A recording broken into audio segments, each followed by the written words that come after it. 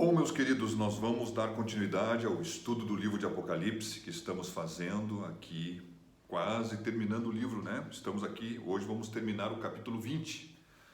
Aqui diz assim: E acabando-se os 1000 anos, Satanás será solto da sua prisão. Bom, dentro de uma visão pré-tribulacionista, a era da humanidade está dividida entre 7 dispensações.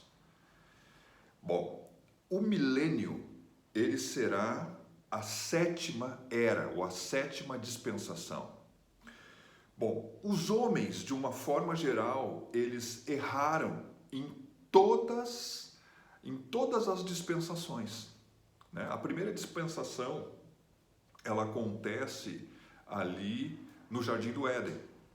Então, o homem tem uma série de oportunidades para se alimentar e apenas uma descrição daquilo que ele não deveria fazer. Mesmo assim, o homem vai lá e transgride. E assim por diante, né? Os homens, então, mais adiante, na dispensação da lei, eles quebram a lei. E até mesmo na dispensação da graça, os homens rejeitam aquilo que Deus dá e muitos até abraçam, dentro da visão, né, que cremos, na visão arminianista, abraçam a fé, assim como Demas, diz a Bíblia, né, ama o presente século, abandona o Senhor e passa a perder a sua salvação. Bom, durante o milênio, haverá uma parte das pessoas do mundo que não serão destruídas, porque elas não estarão na guerra do Armagedon. Então ali terá uma multidão de pessoas que serão destruídas pela ação do Senhor, destruindo esses exércitos, combatendo contra eles pela espada que está na sua boca. Mas haverá pessoas, né, mulheres, crianças e outros homens que não virão para essa guerra. Então, um remanescente das nações do mundo permanecerão na terra. Ainda, então, terão filhos. Então, durante o milênio, como nós vemos que a palavra de Deus diz que Jesus Cristo regerá com vara de ferro, estabelecerá regras rígidas. E por que ele vai ter que reger? Porque, na verdade, haverá homens que não estarão totalmente submissos a ele. Observe que a palavra de Deus diz que Satanás será preso durante 1000 anos. Bom, as pessoas, elas estarão nessa dispensação com algo assim que seria diferente, né? Como Satanás está preso, elas terão uma nova condição para andar naquilo que é justo. Tendo o tentador, né, não haverá. Então, não deveria existir tentação, ou melhor, pecado. Meus queridos, mais à frente, no próximo versículo, nós vamos falar sobre um término desse assunto que eu puxei. Mas a Bíblia diz aqui que acabados os 1000 anos, Satanás será solto. Assim como ele teve preso e a prisão não mudou o seu caráter, a palavra de Deus diz que quando ele será solto, ele voltará a inflamar as nações que estão na face da terra, mostrando então que ele trará uma influência contra o governo de Cristo. Vamos ler aqui o versículo 8. E sairá a enganar as nações que estão sobre os 4 cantos da terra, Gog e Magog, cujo número é como a areia do mar, para os ajuntar em batalha. Bom, se o número é como a areia do mar, é sinal que ao longo do milênio certamente se multiplicarão. E não havendo pecado na terra, com certeza as condições de vida serão muito melhores, porque o pecado que abate o homem faz com que o homem acabe morrendo mais cedo. Eu não estou dizendo que as pessoas não pecarão. Eu estou dizendo que as pessoas, no momento que o diabo for solto, ele as inflamará, tentará, enganará e as conduzirá a se levantar contra o governo de Cristo. Então, olha o que está escrito aqui. Isso demonstra que o coração do homem, o homem na sua natureza pecaminosa, caída, é corrupto e poderá ser novamente voltar a andar numa corrupção no momento que Satanás os tentar.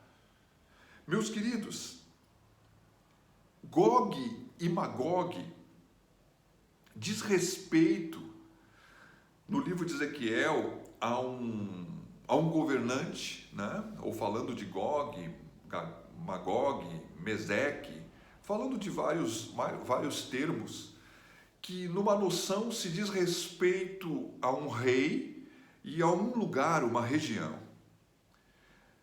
Então se entende que Gog e Magog, dentro de uma linhagem de interpretação, seria os antigos citas, que eram povos que tinham uma posição assim bem violenta, bem forte, e hoje se fazendo uma menção disso como se fosse a Rússia, podendo se estender até o corpo oriental, pegando a China, a Índia e esses países que fazem e compõem essa região de uma forma inteira. Bom, mas outros interpretam essa expressão Gog e Magog como sendo as nações que estão nos quatro cantos da terra. Bom, meus queridos, a verdade é que Satanás será solto, ele vai inflamar as nações que estão nos quatro cantos da terra, para que elas se levantando então contra o governo de Cristo que se faz em Jerusalém, existirá uma nação santa que vive na terra, mas nem todos aceitarão o seu governo. E quando Satanás for solto, ele vai inflamar essas nações, de maneira que elas se reunirão mais uma vez dentro do mesmo princípio que foi a batalha de Armagedon. Satanás se levantará contra Deus, trará multidões de exércitos, que são como a areia do mar. E aqui a Bíblia diz no versículo 9: e subirão sob a largura da terra e cercarão o arraial dos santos e a cidade amada, mas desceu fogo do céu e os devorou, assim como o Senhor fez com Sodoma e Gomorra. Ele fez descer fogo do céu e os destruiu. Assim diz a Bíblia que será a maneira que Deus irá destruir este numeroso exército como a areia do mar, vindo das nações que estão nos quatro cantos da face da terra.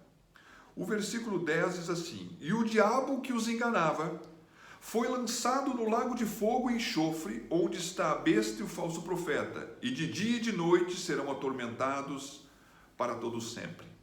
Bom, Satanás será lançado no lago de fogo. Lago de fogo, ele deve ser entendido como Gena, ou como estava falando com o irmão há poucos momentos antes, ele chama de Gena, né? Então, esse lugar é uma referência ao lugar aonde o fogo não para de arder e o bicho não morre. Bom, meus queridos, em hebraico ele se chama Tofete, em grego se pronuncia Gena ou Gena. A verdade é que nós podemos ver que Satanás ele tem no seu julgamento da parte de Deus uma destruição, uma queda gradual. Primeiro ele estava na presença de Deus, ele é tirado da presença de Deus, e como a Bíblia fala céus, se entende que nós estamos no primeiro céu, Satanás está preso na escuridade do segundo, e Deus estaria então no terceiro céu. Ele almejou fazer um trono acima do trono do Altíssimo. Deus o rebaixou. Posteriormente, então, houve guerra nos céus e ele é tirado dos ares e lançado sobre a terra e sobre as águas. Então ele não se achou mais nos céus. E aí vem o período que nós estamos discorrendo, que é o período da tribulação e da grande tribulação. Falando então agora, nós vemos depois que ele é preso durante 1000 anos. E agora então, consumando e determinadamente eliminando a sua influência, ele será lançado no lago de fogo e enxofre. Bom, lá já estão a besta que saiu do mar, que é o anticristo, e a besta que saiu da terra, que é o falso profeta. Aqui a Bíblia diz, contrariando uma visão de aniquilamento, que seria uma destruição, assim, foi destruído e acabou. Ela fala aqui que serão atormentados para todo sempre, dia e noite. Então, é um sofrimento que não tem fim. É um julgamento como se fosse uma prisão eterna. Bom, meus queridos, no versículo 11 diz assim: eu vi um grande trono e o que estava sentado sobre ele, de cuja presença fugiu a terra e o mar, e não se achou lugar para eles. Um grande trono. Esse aqui é o trono branco, né? Um trono de santidade, um trono do juízo de Deus. Alguns interpretam que o Pai e o Filho estariam assentados nesse trono para julgar. Bom, outros interpretam que o Pai estaria julgando, fazendo o seu juízo, através do Filho, que é a palavra. Mas outros interpretam que quem estaria sentado nesse trono seria o próprio Jesus, porque a ele foi dado a autoridade para julgar. Bom, são algumas interpretações diferentes, mas o que importa? Importa que o Senhor vai estar, julgando naquele dia. E julgando quem? Muitas pessoas, na maneira de falar, elas dizem assim: puxa vida, há um dia que nós vamos ter que comparecer diante do trono de Deus. Bom, meus queridos, a verdade é que esse comparecimento diante do trono de Deus, a igreja, ela vai comparecer diante do tribunal de Cristo, porque a igreja não entra em julgamento. E ela vai comparecer diante do tribunal de Cristo para ser recompensada pelas suas obras que foram feitas oriundas da fé que tem em Cristo, que é a palavra de Deus. Haverá recompensas ou galardões diferentes. As pessoas vão, então, comparecer como cristãos diante do tribunal de Cristo. Aqui, na segunda ressurreição, quem ressuscita são aqueles que estão sem Cristo. Desde a fundação do mundo até este momento, então, essas pessoas vão ser levantadas e estarão diante de Deus como uma multidão de pessoas, e elas serão julgadas por aquilo que elas fizeram. Bom, quem é que vai comparecer diante do trono branco de Deus para ser julgados? Bom, quem realmente vai ser julgado são os ímpios, ou aqueles que não têm uma vida ou um relacionamento com Deus. A Bíblia diz aqui que a terra e o céu fugirão. Alguns interpretam que, como diz a palavra, o Senhor disse que os céus e a terra passarão. O Senhor afirmando que os céus e a terra não serão para sempre, que eles fugirão neste momento, para dar lugar a um novo céu e uma nova terra. Falando isso, quero chegar aqui ao versículo 12. Eu vi os mortos, grandes e pequenos, que estavam diante do trono, e abriram-se os livros, e abriu-se outro livro, que é o livro da vida, que é o da vida. E os mortos foram julgados pelas coisas que estavam escritas nos livros, segundo as suas obras. Bom, aqui a palavra de Deus diz que aqueles que hão de comparecer diante de Deus são grandes e pequenos. Isso pode falar de riqueza, de cultura, de intelectualidade, mas também pode falar de dimensões, né? Então, uma pessoa adulta, uma pessoa, um adolescente. Então, observe que muitas pessoas de raça, de cor, de níveis sociais, aqui não vai haver diferença. Todos aqueles que morreram sem Cristo vão comparecer diante do trono branco de Deus. E vão se abrir livros. Aqui não está falando de um livro, mas de muitos livros. E esses livros que serão abertos, como se fossem diários, ou um livro de obras pessoais de cada um, eu não sei dizer se haverá um livro para cada um, ou se haverá livros que mais livros, isso não importa. Importa que a palavra de Deus diz que livros serão abertos e cada um será julgado pelas coisas que estiverem escritas nestes livros. Bom, certamente o alvo do julgamento serão pensamentos, motivações, serão palavras que foram ditas e especialmente, como fala aqui, obras, falando de tudo, né? As obras concretas que cada um realmente consumou. Aqui aparecerão os segredos do coração dos homens. A verdade é que a palavra de Deus diz que às vezes há juízos que aparecem antes, há pecados que aparecem antes do juízo. Então são manifestos e podem ser repreendidos. Mas há pecados que são cometidos que ninguém vê, só Deus sabe, mas estão escritos. Não há nada oculto aos olhos daquele que tem olhos como chama de fogo. Ele conhece todas as coisas, como falamos, penso até que foi no dia de ontem. E deu o mar, no versículo 13, os mortos que nele havia, e a morte e o inferno deram os mortos que neles havia, e foram julgados cada um segundo as suas obras. Bom, o mar, a morte e o inferno, todos vão dar os mortos que eles possuem. Observe, amados, que há pessoas que morreram no mar, e seus corpos nunca mais apareceram. Há pessoas que morreram na terra, pessoas, então, que, independente do tipo de morte que tiveram, aonde morreram, ou se os seus corpos foram achados ou não, eles serão achados diante de Deus.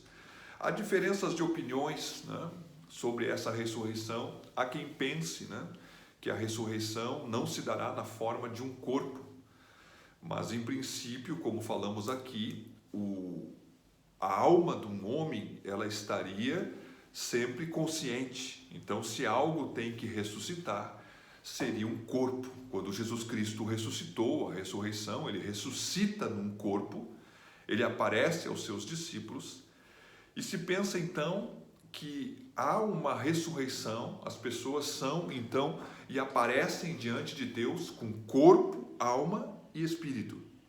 E aqui então são julgadas nas suas obras. Observe que aqui diz que a morte e o inferno deram os seus mortos que nele havia. Bom, meus queridos, as pessoas já estarão no inferno. Aqui existe uma dificuldade e há muitas interpretações, isso aqui é meio complicado, né? De uma forma geral, nós muitas vezes vemos na Escritura a palavra inferno em lugares onde a palavra inferno não deveria estar escrita. Nós falamos ontem, no último estudo, que no hebraico, o mundo dos mortos, ou seja, uma pessoa morre, para onde é que ela vai? Era chamado de Sheol, ou Seol. No Novo Testamento é chamado de Hades. Então, observe que o cristão, depois que Cristo veio, ele não fica no Hades. O cristão ou o ímpio, quando morre, a palavra de Deus defende um estado de consciência. E há então, para o cristão, como falamos ontem, quando ele morre, ele vai, não mais para o seio de Abraão, mas ele vai para estar junto na presença de Deus. Mas ele não tem ainda o seu corpo, né, ressuscitado. Então, ele terá um corpo glorificado para estar na presença de Deus com o corpo, com a alma, né? E com o seu espírito. Falando disso, eu quero dizer que aqui, quando a palavra de Deus usa essa palavra inferno, ela deveria aqui ser entendida como Hades.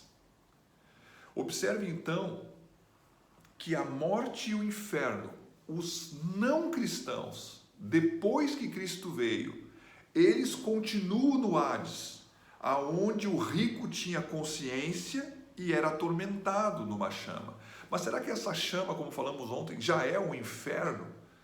Bom, meus queridos, a verdade é que muitas vezes, quando usamos a palavra inferno, há uma noção que o inferno propriamente dito, ele teria que ser o Gena, o lugar aonde há o lago de fogo, aonde o fogo não apaga e aonde o verme, o bicho não morre.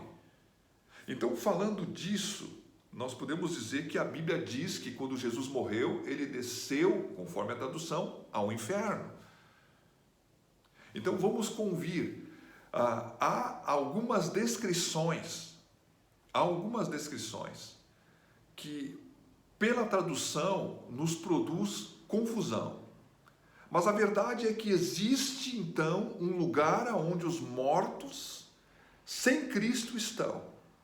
E esse lugar, né, morte e Hades, ele dará aos seus mortos que estarão diante de Deus para serem julgados. E posteriormente, depois de julgados, assim como Satanás, o falso profeta, o anticristo e Satanás são lançados no lago de fogo, assim também aqueles que serão julgados diante do trono branco de Deus também serão lançados no lago de fogo. Mas, conforme a tradução, né? Então eu quero estender aqui uma linha de raciocínio para não ser tão repetitivo, né, e confundir você. Então, nós podemos falar o seguinte: a morte e o inferno, esse inferno como Hades. Então, o mundo dos mortos, dos ímpios, aonde eles estão presos, serão levados à presença de Deus, eles são julgados e posteriormente lançados no lago de fogo, que seria propriamente dito o que nós chamamos de inferno. Né? É um lugar onde o verme não morre e o fogo não acaba. Um lugar de tormento. Bom, aqui o que diz aqui? No versículo 14: e a morte e o inferno foram lançados no lago de fogo. Esta é a segunda morte. A verdade é que as pessoas, depois que elas nascem, elas nunca vão deixar de existir. Existe uma eternidade com Deus e existe uma eternidade longe de Deus, separados de Deus, que é a segunda morte. Nós podemos, estando vivos, estarmos mortos, porque o nosso espírito está morto, não temos comunhão com Deus. Quando uma pessoa recebe a Jesus como Senhor e Salvador, o seu espírito é como se fosse recriado, então ele consegue ter comunhão com Deus.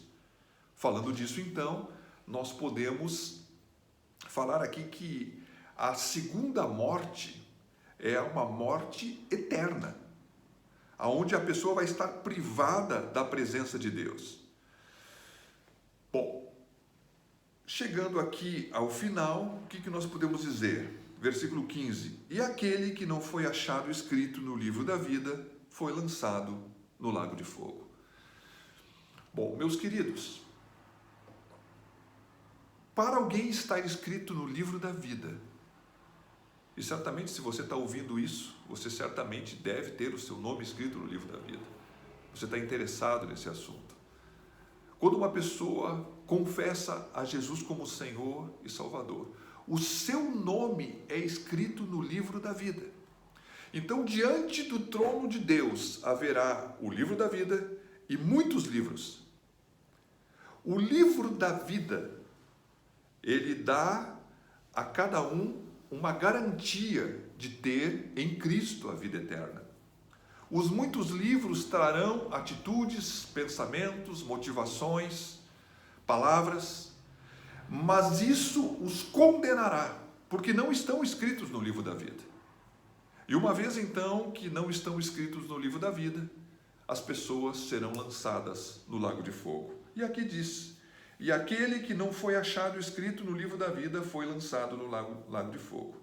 Quem não teve, não só um encontro, né? O encontro é o momento, mas que tem um alimento, que tem um nascer de novo, que tem uma permissão para que o Espírito o influencie, o santifique, os conduza nessa vida.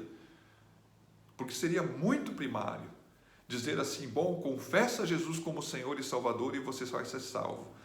Essa confissão, essa palavra é verdadeira, mas a Bíblia diz que aquele que confessar o Senhor e crer no coração será salvo. Então, há muitas pessoas que confessam, mas não creem. E elas não creem, e como não creem, não há uma transformação de vida. E a verdade é que todo aquele que está realmente escrito no livro da vida, porque confessou o Senhor e creu com o coração, ele certamente tem a garantia da vida eterna. Dentro de uma visão pré-tribulacionista e arminianista, né, que crê que uma pessoa, uma vez salva, pode perder a sua salvação, nós, como cristãos, devemos perseverar no caminho da fé, né, batalhando o bom combate da fé, não olhando para trás, não fazendo como a mulher de Ló, não tendo, na verdade, um caminho como Demas, ou como todo outro que possa ter feito, como Judas, ou qualquer outro que possa ter aberto mão do caminho por amor ao dinheiro, por amor ao mundo, por amor ao pecado. Meus queridos, a verdade é que o Senhor nos chama neste caminho por um caminho de perseverança, sabendo que há muitos combates, muitas aflições, mas isso não importa. O importante é que nós temos, uma vez que estamos com Cristo, estamos com o nome escrito no livro da vida, e uma vez que estamos assim, estamos garantidos que não passaremos pelo juízo do trono branco, visto que aqueles que lá estiverem para serem julgados, né, eles serão julgados segundo as suas obras e serão condenados por elas. Da mesma forma que a igreja que comparecerá, né, para ser julgada diante do tribunal de Cristo, mas não segundo o julgamento para ir para o céu ou para o inferno, mas para ser recompensada pelas suas obras. Alguns terão recompensas maiores e outras menores. Da mesma forma, na segunda ressurreição, diante do trono branco de Deus, aqueles que lá estiverem para serem julgados, que são os ímpios, eles serão julgados segundo as suas obras e serão recompensados segundo as suas obras. Alguns receberão maior castigo e outro um menor castigo. Sim, da mesma forma como o tribunal de Cristo recompensa, fazendo diferença e dando galardões diferentes, coroas diferentes, da mesma forma o julgamento será diferente. Quem cometeu mais pecados receberá mais açoites. Aqui encerro este capítulo. Que Deus te abençoe. Amanhã estaremos de volta, se o Senhor nos permitir. Um grande abraço.